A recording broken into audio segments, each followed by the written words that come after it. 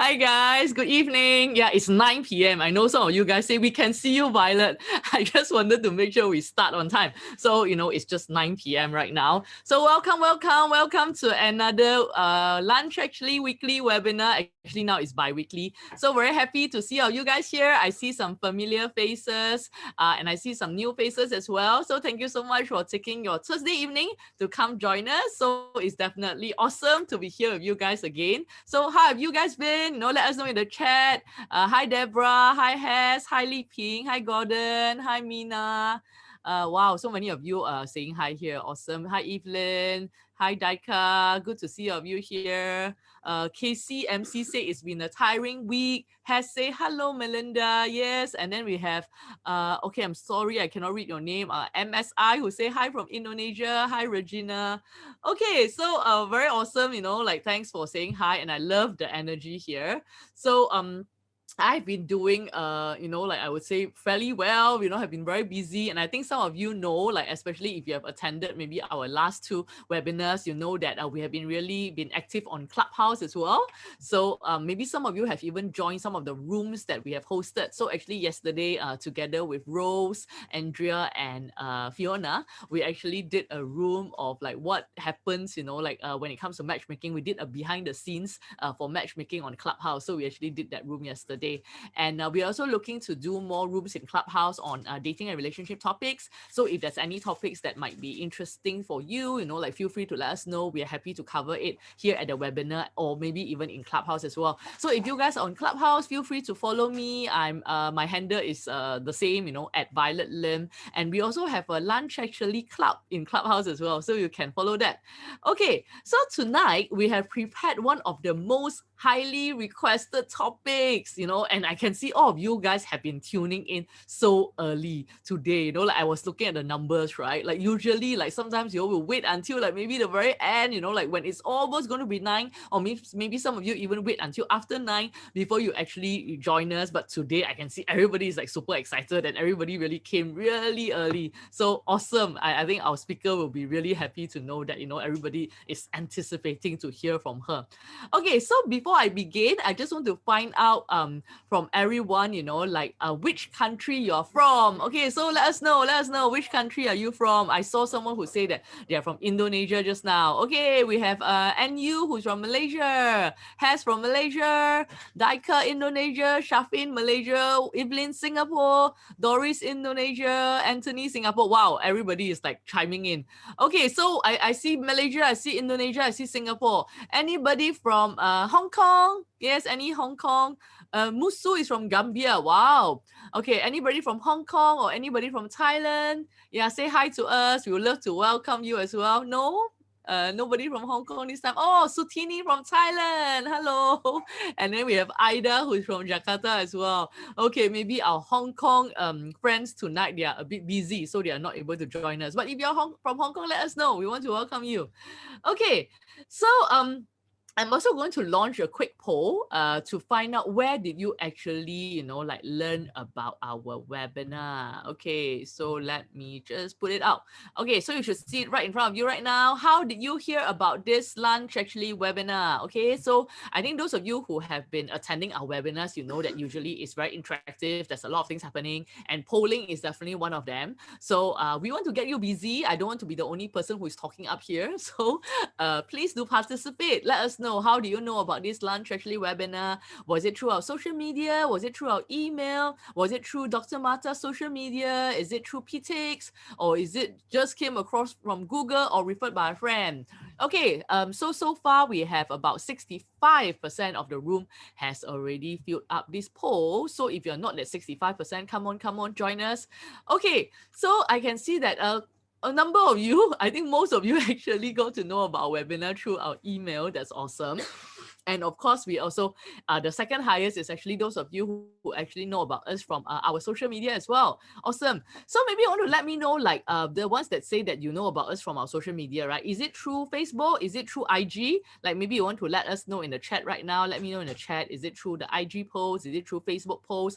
I'm not sure. I think maybe we do LinkedIn as well. Like, so yes, which social media did you actually hear about us from. Okay, so we have Jasmine who say Facebook. Yeah, anybody else like Jasmine who hear about us from Facebook, or is it IG? Yeah, let us know. Let us know. Thank you. Okay, so if you are here for the first time, right? Okay, or the first time, those of us who are joining us for the first time, right? Newcomers, can you let me know in the chat as well? Maybe you just put like one.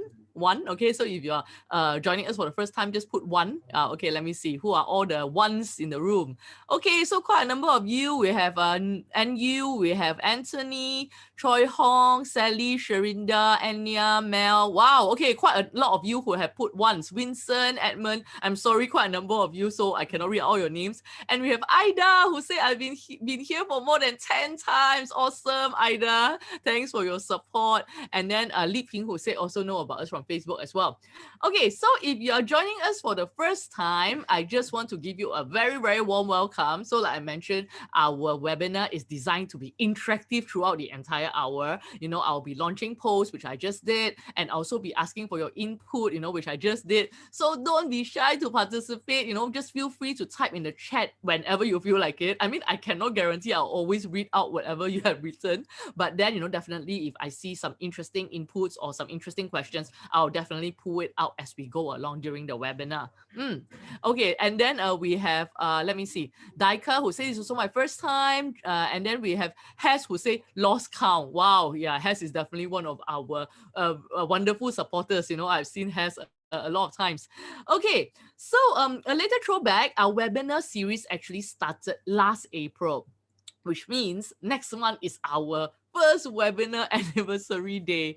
So, you know, in the last year or so, we have over 40 English webinars, and we have also done many webinars in your local languages, you know, like for example, in Thai, in Bahasa Indonesia, and in Cantonese as well for all the various different communities. So we want to thank everybody for your support, your enthusiasm, and definitely my team and I, you know, so tonight I have Melinda with me, and I think a lot of you who have been attending our webinars, you'll be familiar with Christina as well, but Christina, unfortunately, she's busy. She couldn't join us tonight. So definitely, you know, my team and I will continue to work very hard to bring you more useful and exciting dating topics for our community here. Has say happy first anniversary in advance. Deborah say woohoo, applause. Okay, so before I continue, I just want to do a very quick introduction of myself and also of the company to all our newcomers. So I think, you know, as you can see, my name is Violet, and I'm also dressed in purple in case you forget my name. Okay, so my husband and I started this business about 17 years ago in Singapore. So, you know, that time I was working in a bank, and I saw that a lot of my colleagues were single and not dating. And I was thinking, why is that so? You know, because bankers being bankers, they are, you know, eligible, attractive, they usually dress well, they carry themselves well. So I was quite curious, why is it that they're single? So I realized it's because they're all married to the bank. So when I came across the concept of lunch dating, I thought it's a great concept because I feel that it's something that my colleagues can definitely do, you know, despite their busy schedule. So that's the reason why I decided to quit my job then and start lunch actually. So of course, in the last 17 years, you know, we have done a lot of different things. We are currently in 5 different locations, you know, like of which all of you guys have mentioned like you're from. So Singapore, Malaysia, Hong Kong, Indonesia, and Thailand. And we also have multiple products and services as well. So, you know, like we have face-to-face dating, we have dating app, we have coaching services. And I think most importantly, just want to share with you our matching philosophy. So I think a lot of times, you know, like if you were to ask your single friends, why are they single? Chances are they will say, because I've not met the right one. So a lot of people always think that, okay, meeting is the problem. I mean, of course, yes, I agree. Meeting is very important because if you don't meet anyone, then how are you going to find someone, right? But we realize that other than meeting, you know, like being the right one and choosing the right one is very important as well. So that's the reason why we have decided to, you know, like do date coaching, do image coaching, and of course doing our webinars as well, because we feel that this is a good opportunity to share more of our knowledge, our expertise, and also just, you know, like provide like this I would say education to all the singles out there, because we also really want to pay it forward as well and just help all our singles to become the best version of themselves.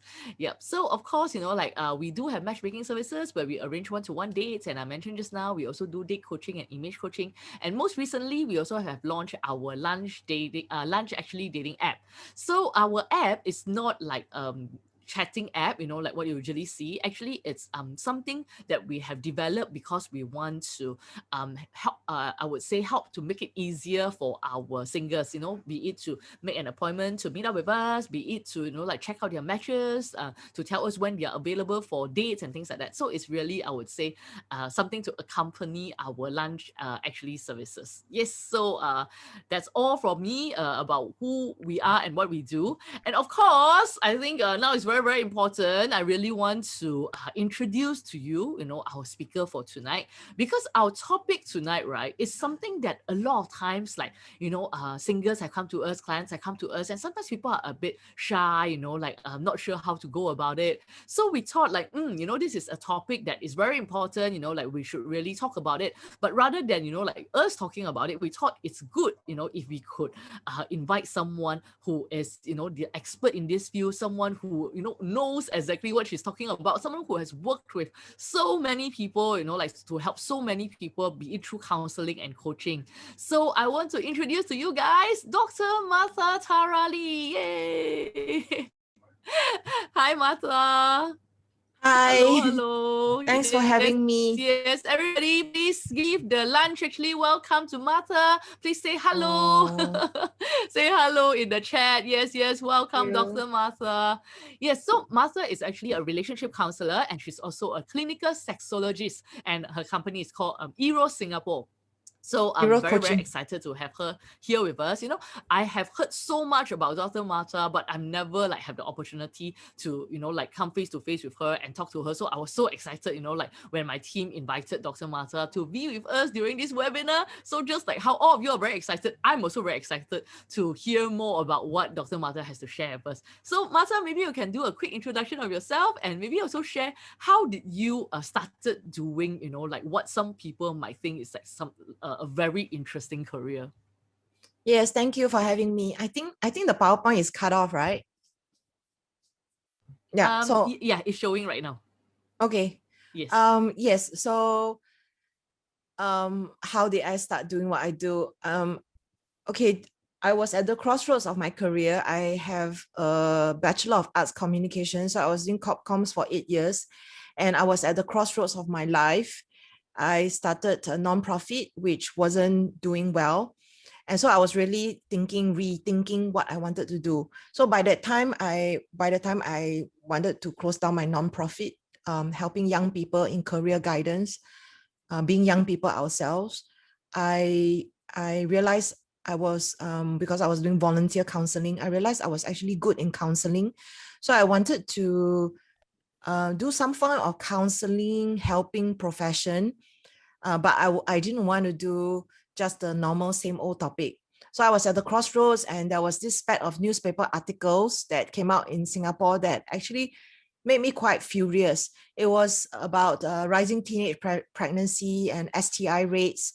And I was thinking, why is it that we always talk about sex in very negative ways? We don't talk about how amazing, wonderful it is. And even in magazines, it's always written in very cliche ways of how to keep the guy and things like that.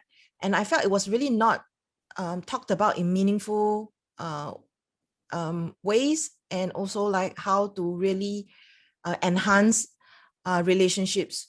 So I went and got my doctorate in human sexuality. So I'm not a medical doctor. I have a academic degree in sexuality.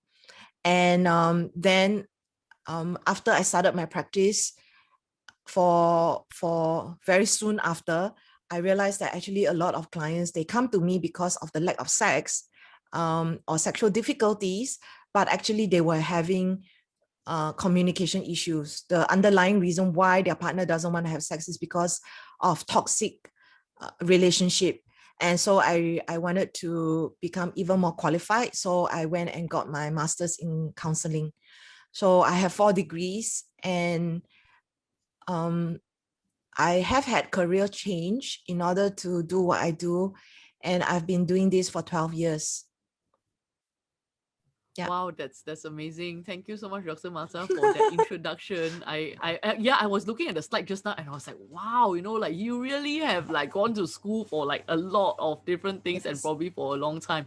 But I think that definitely show, like your passion towards this. And I really hear you. And I think, like we have some of our participants who say like, wow, I really like where you're coming from as well. So today, Dr. Martha will be sharing with us, of course, about intimacy when it comes to dating and relationships, and also, why is it important, and also how to increase attraction towards the opposite gender.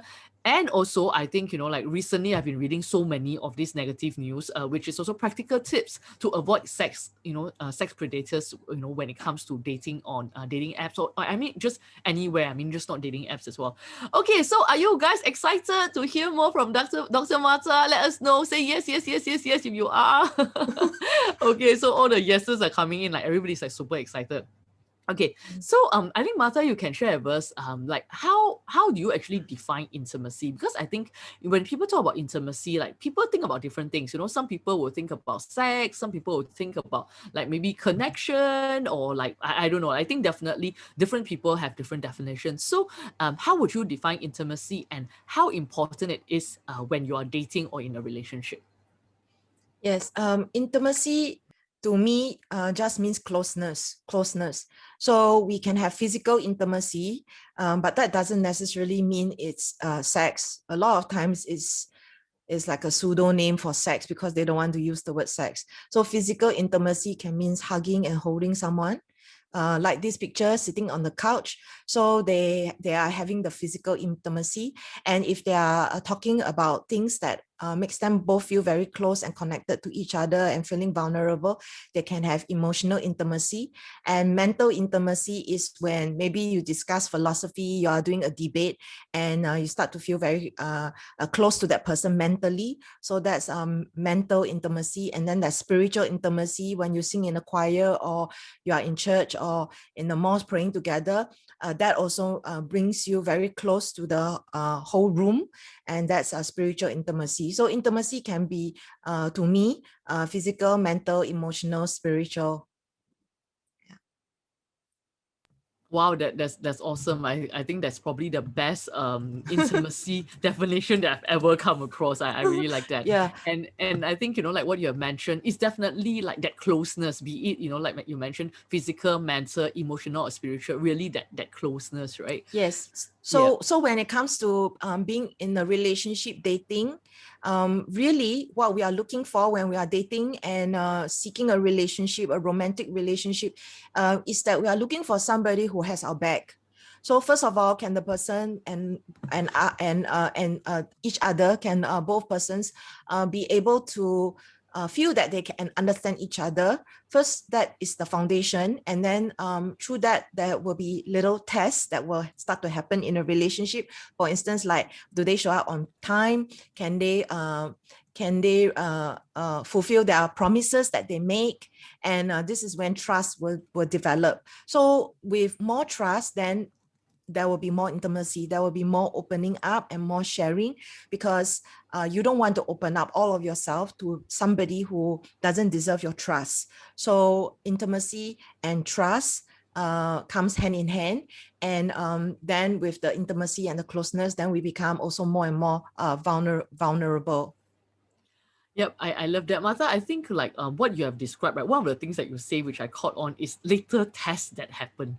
Yeah, and I think this is something that we talk a lot, quite a lot during our webinars. I think sometimes, like some of the guys will say like, "Hey, I don't know, is that a test? What is happening?" And then I think sometimes like guys, they are a bit blur, like and then for the girls, they always expect the guys to kind of have like sixth sense, or like ESP to kind of know like what to do during some of these tests. So do you have any advice, maybe either for the girls or the guys on like, I mean, like you say, these little tests do happen, and it's important for these little tests to happen as well, because you mentioned, it helps to develop trust, and trust needs to be developed for intimacy to happen, right? So, for some of the people who are sort of like getting a bit lost in all these little tests, what should they do? I think the best thing is to just be honest and vulnerable. And yeah, they are called little tests. maybe they are called some other things in some other language. However, it's really about just being dependable and showing up and being a person of integrity and honesty.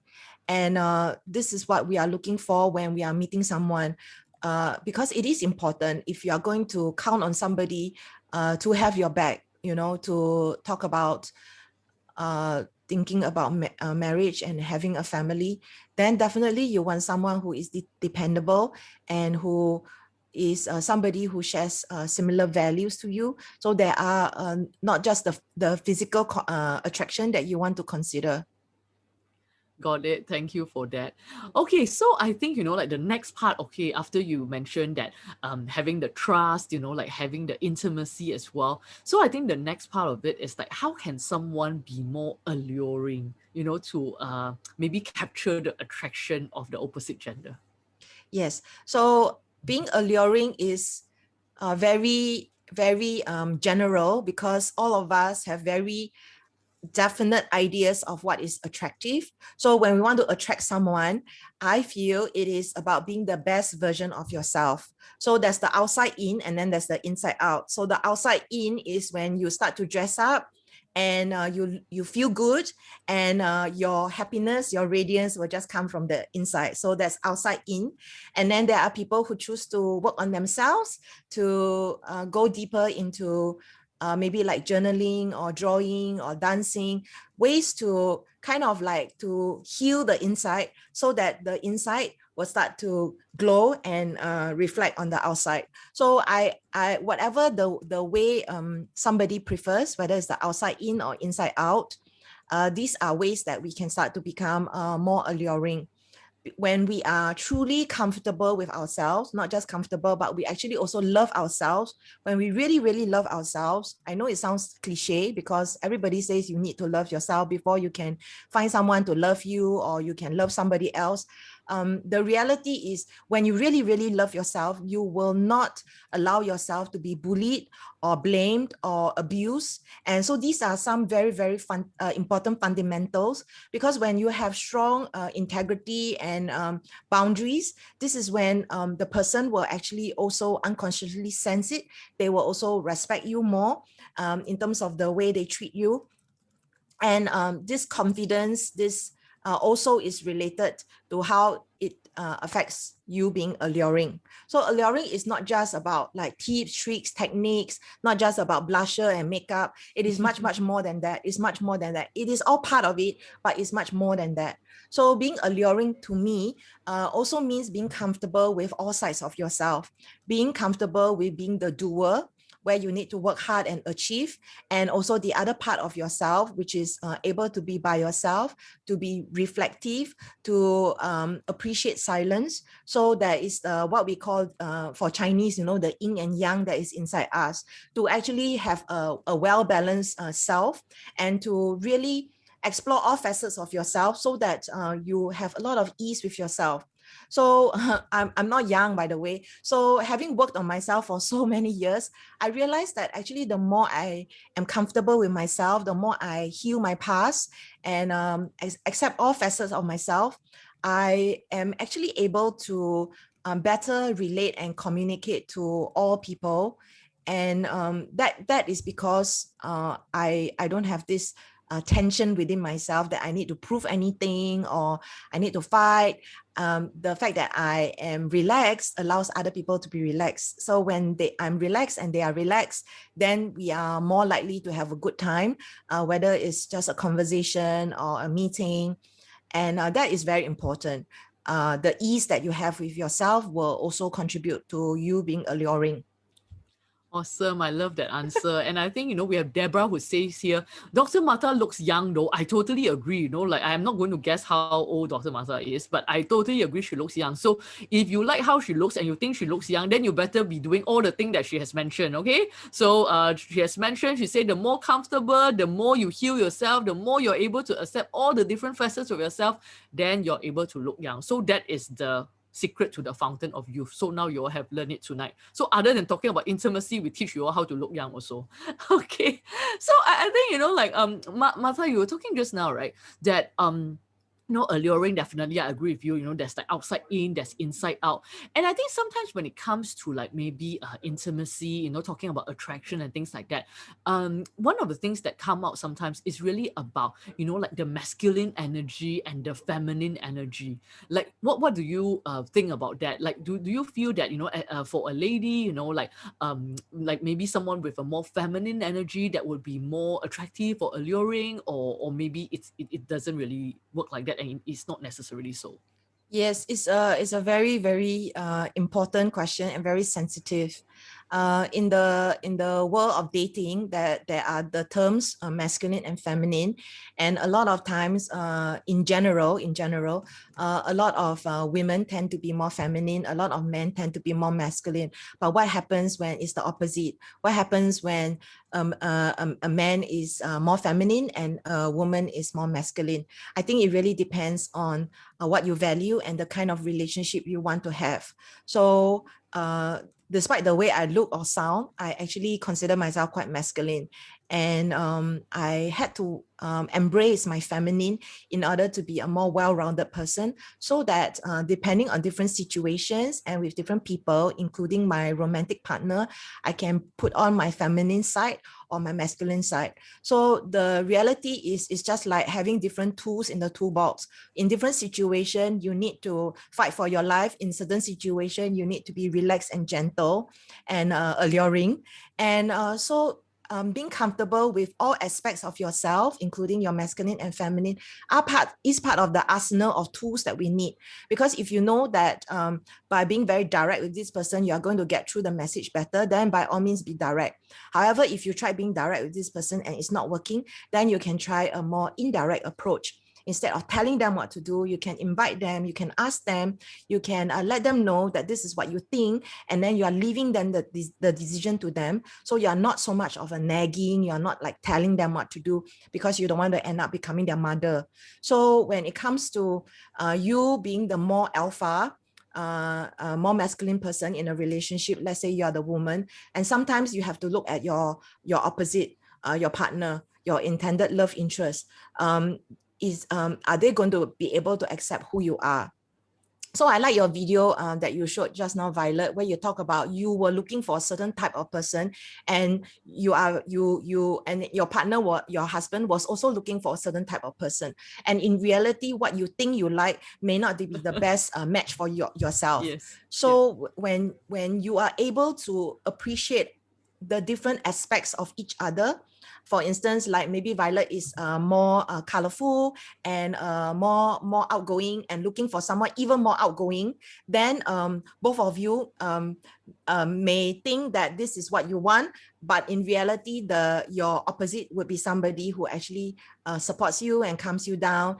And so sometimes we need to figure out, like by dating different kind of people, who we are and what actually is a better match for ourselves. Yeah. Thank you for So that. yes, I want to say it's true that a lot of men are not able to accept the women who are more on the masculine side. So this is when a lot of women are very disappointed in the choices of men out there, to be honest, because a lot of women are willing to work on themselves, and in general, like a lot of men are more complacent, and there are women who I have met who really are so disappointed with their partner. So before you marry the person, before you purchase the goods, better think carefully, think twice. That's why we talk about having small tests. And once you have decided, like, or you have already married this person, then a lot of marriage is about learning how to accept one another, to compromise and to negotiate, and also to continue to have the hope that people do actually change, and people can change, but don't expect them to change into a completely different person. There are certain aspects of us that we can definitely modify with awareness. And of course, when we talk about people can change, people can modify themselves, in my work as a counselor, it's very much about not forcing people to change when they are not willing to change. You cannot force someone to change when they are not willing to change. So no matter how much therapy, if they are very, very stubborn, and they are not willing to change, then it's very difficult. But if they are willing to sit down and really listen and have a discussion, actually a lot of my work is actually mediation and facilitation. I facilitate a discussion because a lot of times they are talking, but they are not talking over each other. They are not really listening because they may be very concerned about like being right or getting hurt. And so they may be interrupting their partners. So when they go to a counselor and we facilitate, a lot of times the message actually gets through much easier. And so unfortunately, and I wish more people understand that counselors don't just listen. Counselors actually do facilitate, we do support, and we do actually educate as well. So it is important to go to the right counselor with the right expertise for the issue that you have. Yeah. Thank you so much, Dr. Mata, for that. Yeah, there's so many things I can share. I'm a bit. Yeah, I know, and I mean definitely. I have referred people to you as well, and I have gotten very positive feedback from them. So I know, definitely if you guys are looking, for someone to help you work through some of the things, like that Dr. Mata has mentioned, definitely, she's a very good person to go to. And I really like the way that you mentioned, you feel that actually, even though people might see otherwise, like maybe people look at you right now, they'll feel that your energy is maybe very feminine, but actually, you know that yourself, actually you're more masculine. And I love how you say that you actually also embrace your femininity to be more well-rounded. I love that. Yes, because I think sometimes people kind of feel that, I'm like that, I'm like that, I'm masculine, I'm just like that. Yeah. So this is how you win all the debates, right? By saying I'm like that, you accept me like that, you knew what I was like. So why do you want me to change? The thing is, what drew you to the person originally is because you are opposites. But when iron sharpen iron, right? Of course, it begins to be tiring. So this is when both of you can soften each other, so that you can have a better and happier life. So by learning new skills, by adapting, by embracing things that you haven't had to try before. For instance, like me learning to embrace my feminine side didn't do me any harm. In fact, I became more well-rounded, and I consider it like different situations. I know what to do with different people, because ultimately in my job, it's not about me. It's about how I can use different approaches so that I can help my client.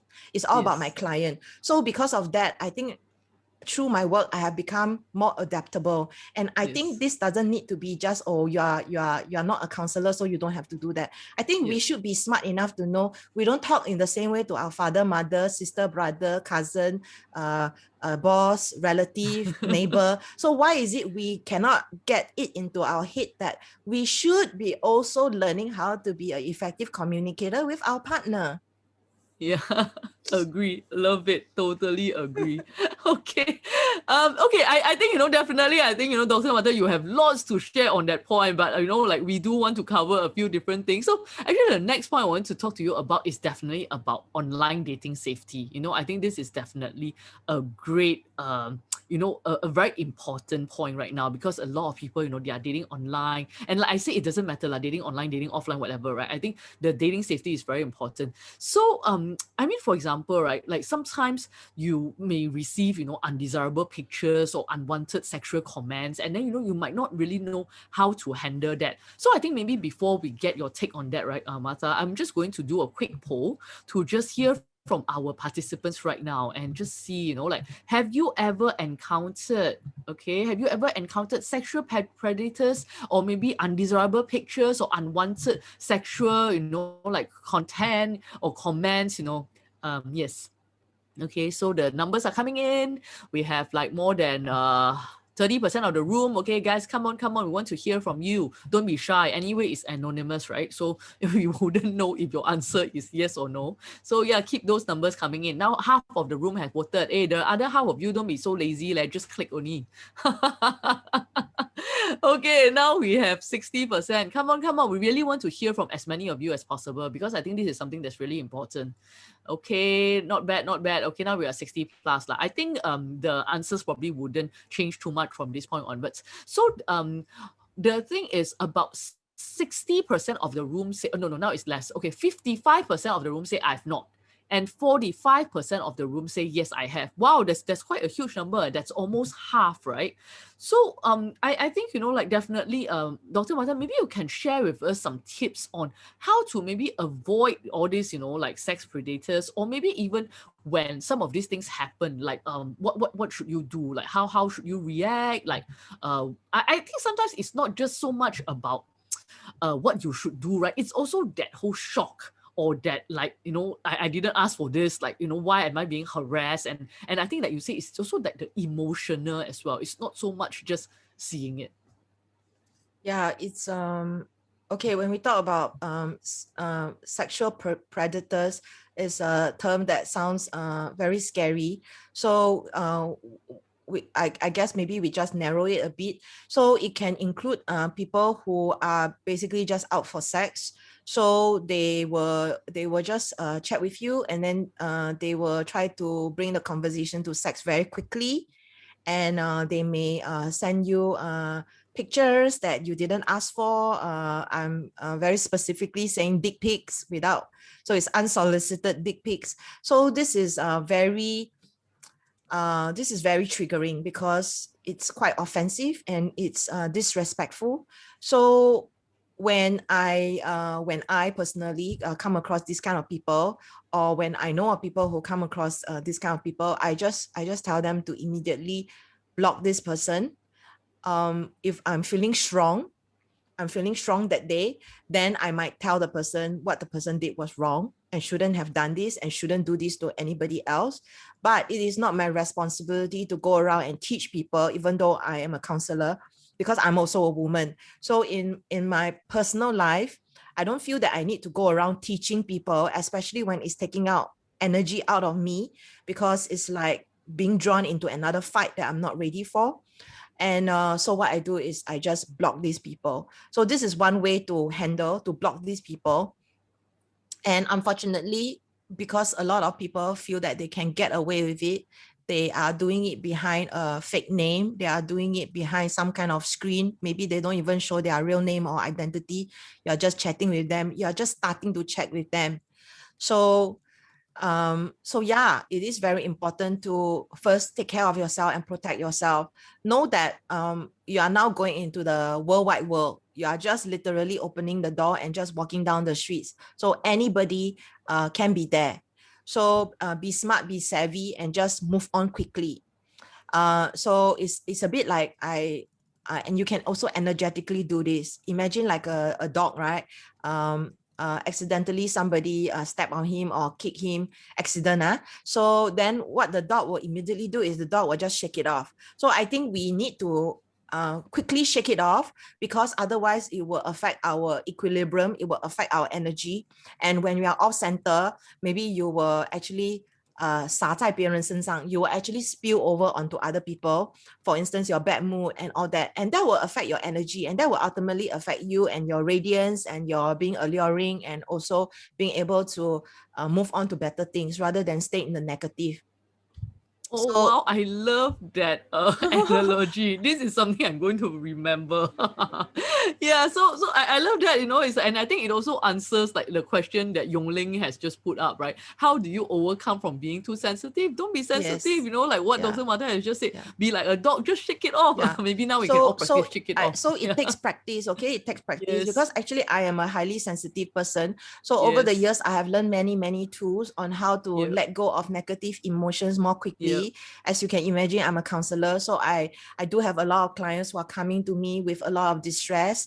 They can be Yes. coming to cry and scream, and you never know what is going to happen during a session.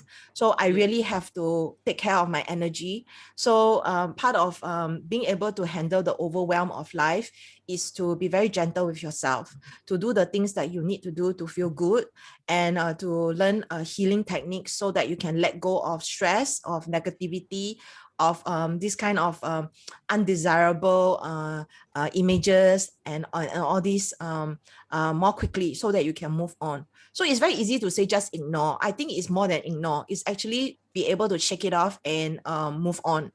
And that takes a certain kind of resilience And as you know, during this COVID time, actually a lot of people are breaking down because they didn't have the tools. And part of life challenges is when things happen, this is when people get going. So if you know that I'm not good in this, then go and learn how to be better at it. So once you have learned it, this becomes a life skill, and then you become stronger and stronger. And this is a skill that will actually support you for the rest of your life. So it's worthwhile to learn instead of saying, oh, I'm too sensitive, then just be scared or just continue to ignore. So learn skills, how to let go of overwhelm was very useful for me. Thank you, Dr. Martha, for that. Okay, so we're going to jump right into Q&A, because I think, you know, like there are lots of questions, and, you know, I really want to make the best out of this hour, you know, that we have with you, Dr. Martha. So happy that you have, you know, like take out time from your schedule to join us. Okay, so quick ones, like, because there are so many questions, right? So like maybe we can just do like quick ones, then we can cover as many as we Okay. go about. Okay, so one from RG here. So can we actually talk about sexuality during dating? Yes, you can, because this is the big part of understanding where your partner is at. For instance, if it clashes with your value of no sex before marriage, if you have someone who has had sex before marriage, how do you reconcile that? If that is a deal breaker, I think it is important to talk about sexuality before marriage in terms of, okay, let's say you don't mind being with somebody who is not a virgin, then how about their sexual health? Have they gone for check? What do they feel about safer sex practices like putting on condom? What are the reasons that they broke up? Was it because of sex, or the lack of sex, or too much sex, or painful sex? I think it's important to ask these questions because ultimately, I think for a lot of people who are in heterosexual relationships who plan to get married, is that they want to have a kid. So this is all part of understanding what kind of a partner you are dating, and whether you want to continue to date this person. Thank you. Okay, we have another question here. Is there no future in the relationship if I don't find my date sexually attractive at all? Wow, I think this is a very good Yes. question. Okay. So I sometimes ask this to my clients, and because I do work with clients who are in arranged marriages, and a lot of them come from India. So they are Indians from India in arranged marriages. And I used to have this thinking that arranged marriages are like really terrible thing to happen. However, I have also seen many arranged marriages because they enter the relationship with realistic expectations of like I really need to get to know this person, or this person is going to be my partner for the rest of my life, that I want to get to know them and I want to fall in love with them. I'm going to take my time to fall in love with them. So sexual attraction is something 可以培养的. You can cultivate it with intention.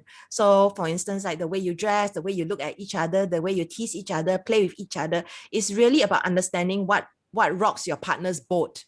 And sexual attraction is something that 可以培养的. You can actually work on yourself to be more confident in your sexuality.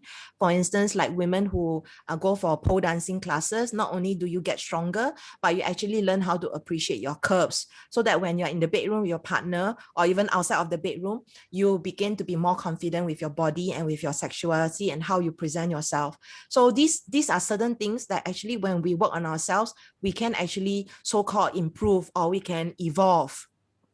And yet when you work on yourself and your partner doesn't, so this is when you need to talk and be honest with them. I just am not sexually attracted to you. I'm very sorry, and this is something that is important to me, and so I don't think I want to carry on.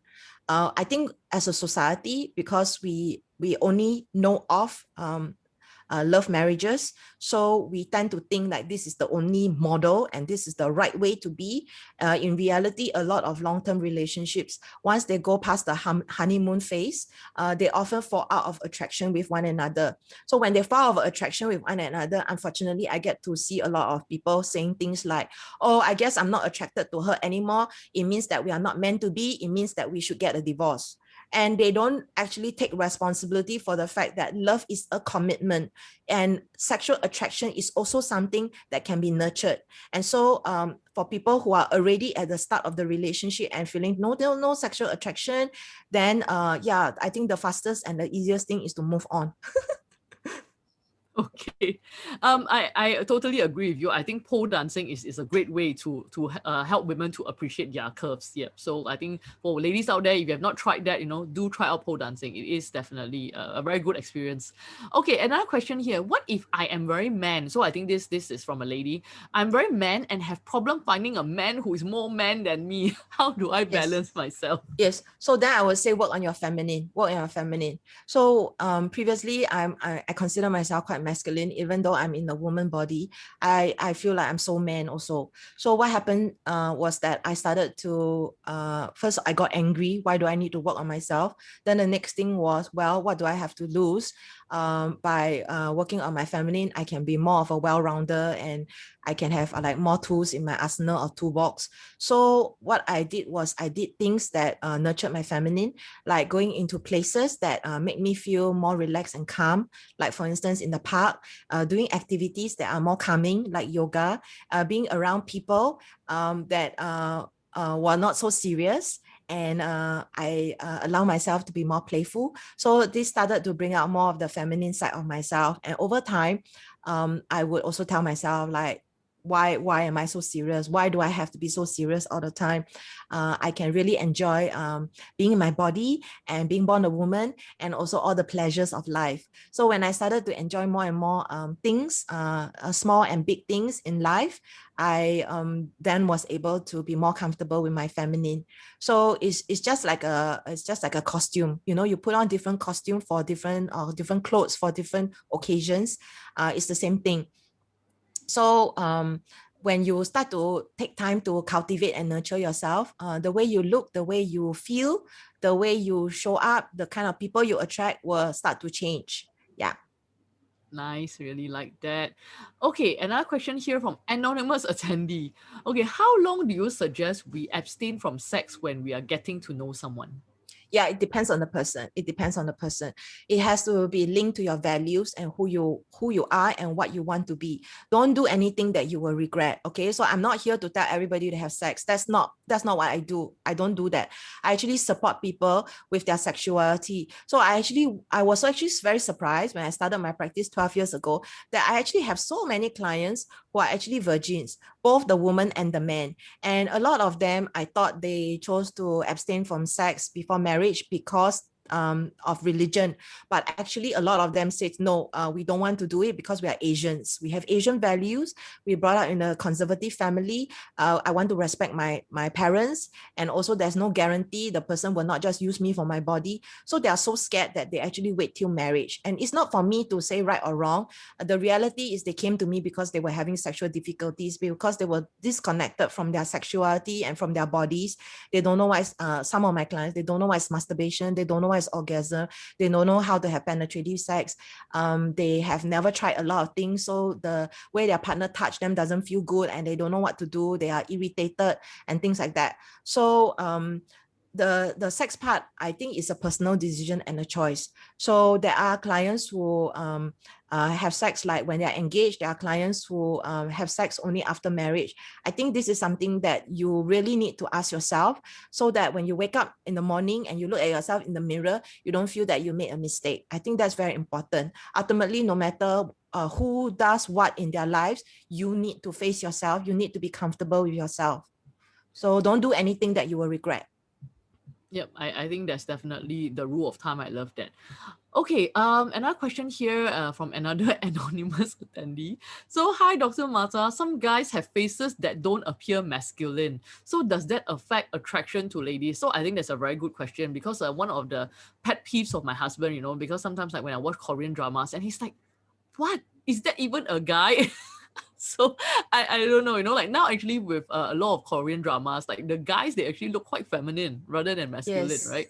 So Yeah. anyway, like what do you think about this question? Yes. So I want to say, I think the definition of masculine can be quite different from different people, just like the definition of beauty can be quite different for different people. So beauty is the eyes of beholder. So what is masculine? Because I have lived long enough to also work with so many clients that I actually started to meet so many 好男人. Really, I have met so many good guys that don't look like the typical alpha. They in fact are exactly what you said. Maybe they even look like a woman, in the sense that, you know, like a lot of Asians, they don't have much body hair. So that is also another thing that can put off some people. But when you really get to know their character and their behavior, it is definitely very, very masculine. They are very protective, very responsible, very take care of their family and their woman and their children. And that is something that if you just look on the outside and you don't really look at their character and their behavior, I think you really miss out on what is the real meaning of masculine. I like that again. I think it's like, I think a lot of times, you know, we often sort of have a very fixed idea of like what one word mean, right? But I think like what you say is really looking beyond that. Like, okay, masculine is not just how the person look. It's also like how this person show up. Like, I think honestly, at the end of the day, we want someone who shows up and not just, you know, it's more about action than just looking the part. Totally agree with that. Okay, another question here. So what if I know that I'm not my partner's ideal type physically, but we are together because of our compatibility in other areas? What if my partner looks at others or looks elsewhere? Okay, so it's just like, you know, I go window shopping, but I don't go and buy every dress that I want to buy, right?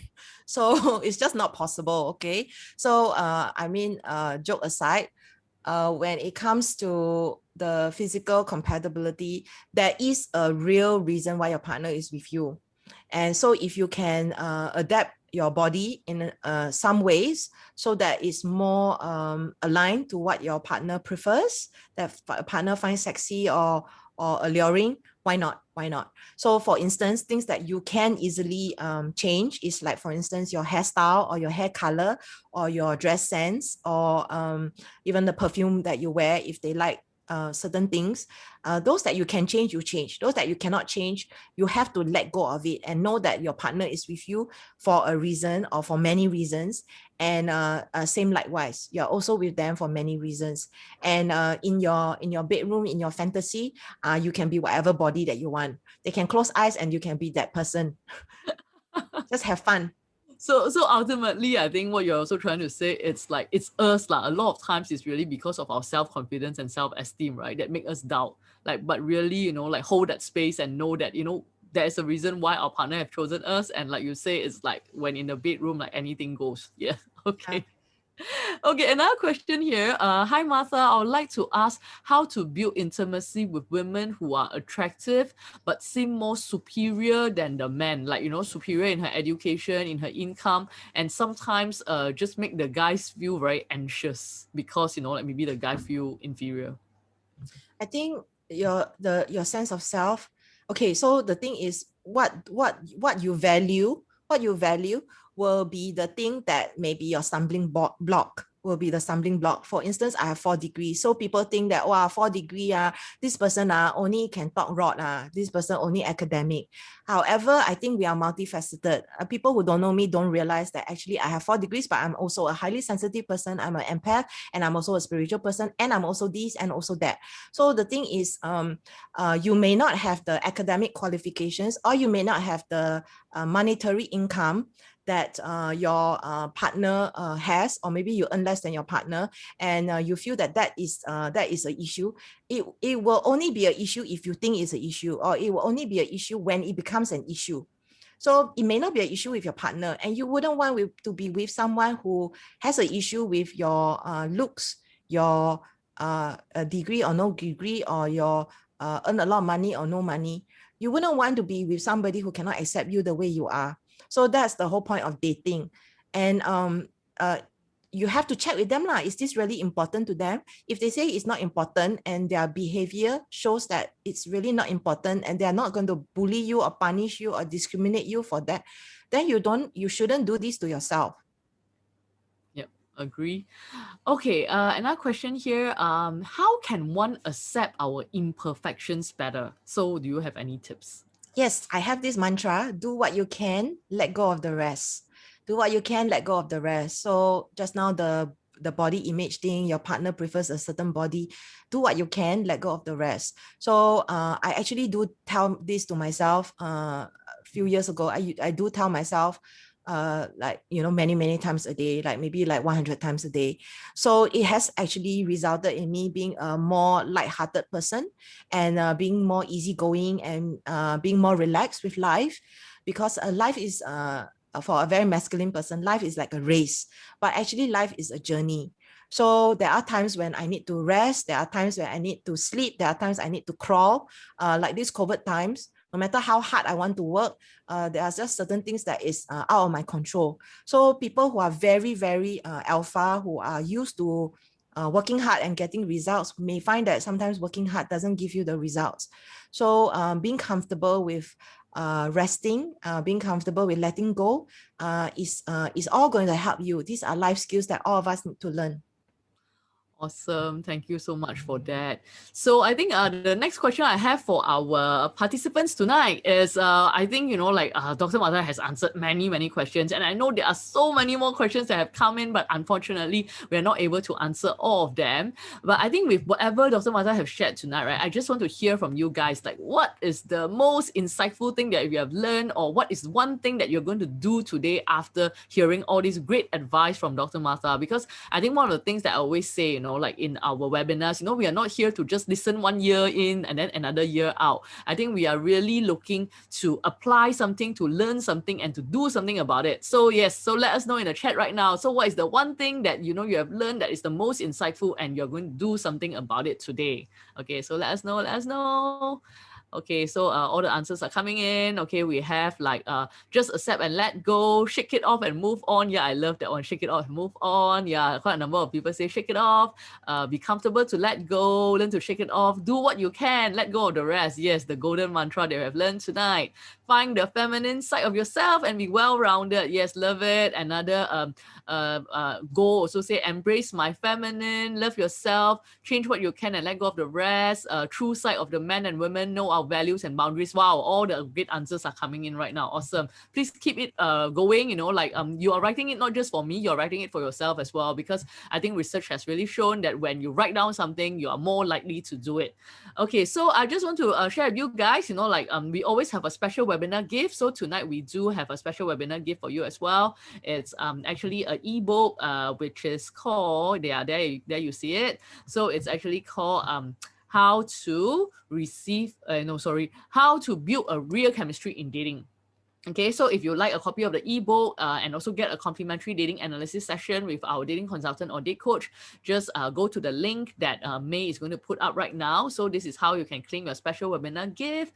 And today is very special because other than our special webinar gift, Dr. Martha also has a giveaway. Yay! Okay, so you should see it right now. So the giveaway is all access to sugar and spice. So maybe Martha, you want to share a bit more about this? What is this about? Yes, I'm very excited to talk about it. Sugar and Spice is happening next week in 5 days. It's March 23rd to the 27th. It's a virtual sex festival. It has 12 sessions, 30 presenters over 5 days. And so people think sex festival, we only talk about sex. No, we talk about different aspects of sexuality. We have somebody who's going to talk about TCM and sexuality, how TCM can help you. We have somebody answering the age-old question, is there such a thing called sex addict? We will have a vaginismus panel. This is for people with difficulties with having penetration. We have a being male panel. We have a sex illness and disability panel. So we have many, many different interesting sessions, including a movement session. So yes, I'm giving away 5 pairs of tickets. Wow. So the rest of you, please just go and buy a ticket, please.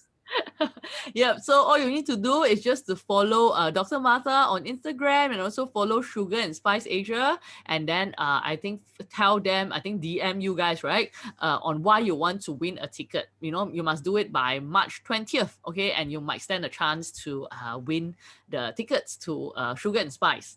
So we are also having more webinars coming up. So if you want to sign up for upcoming webinars, you just need to go to lunchactually.com/webinar to sign up for our upcoming webinar, which is going to happen in 2 weeks' time. And also, I think some of you have been mentioning, you say, oh, I came in late and then I like want to get a copy of the recording. Yes, so we do record all of our webinars, so not to worry. So you can always again go to lunchhd.com/webinar to get a copy of today's recorded session. Just give us a couple of days before we put it up. And of course, if there's any other webinars that you want before that, like just request for it as well. And I think with that, I just want to say thank you so much to Dr. Martha for joining us tonight. Like, even though it's a really short hour, right? Like, I think it is so jam-packed. I mean, I personally have also learned so much, and I love so many of the things you say. And I think for me, definitely, I love that analogy, like just be like a dog, just shake it off. I really, really love it.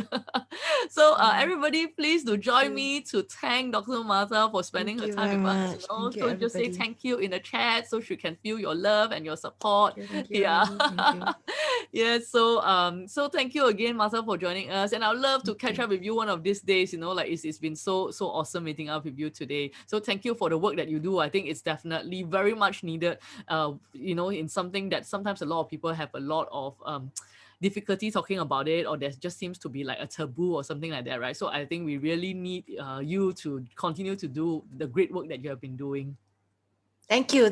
I really I'm so happy to meet you. Yes. Finally. Okay, you take care and you have a great evening. Thank you, everybody. Thank you.